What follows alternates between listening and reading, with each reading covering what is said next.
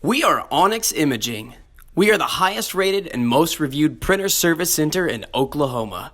Hi, my name is John with Onyx Imaging. Today we're going to take a look at this HP M277 and we're going to show you what to do if you start noticing some blemishes or lines or anything like that whenever you're making copies or scans. Usually that's going to indicate there's something dirty on your scanner glass.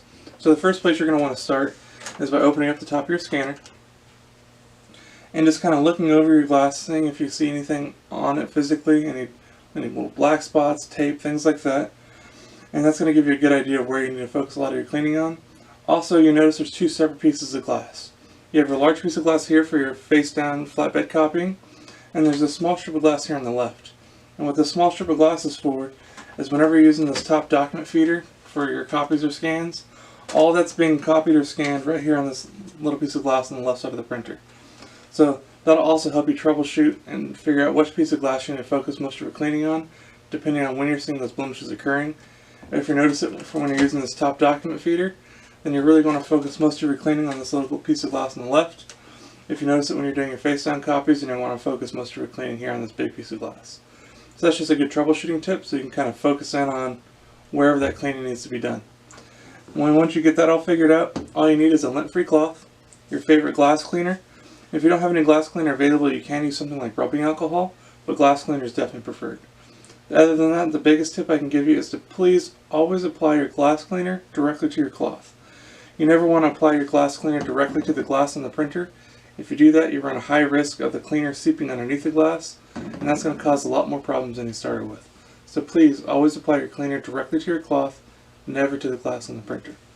After that, you're just going to want to go ahead and wipe down all the glass, making sure to get rid of any fingerprints, dust, dirt, hair, tape, ink, anything like that. Keeping in mind that some things like whiteout or ink can be a little harder to get off, a little more stubborn. You might have to go over them a few more times.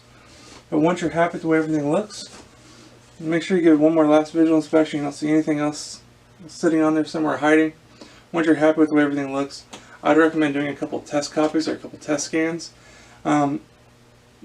Usually I'll go ahead and do a test copy and test scan from both. You're using both methods. So I use both the top document feeder and the flatbed scanner just to make sure in the future, since I cleaned both of them, I'm not having any more problems. Everything looks good. If you're still getting some faint little lines or faint little blemishes, there's still probably something on the glass that's just a little harder to see. Go ahead and repeat that cleaning process one more time. That should take care of it. Other than that, you should be good to go. If you have any other questions or concerns, please feel free to reach out to Onyx. We'll be glad to try to help you out with those. Other than that, we hope you have a great day and you're back up and printing. Thank you. Thank you for watching.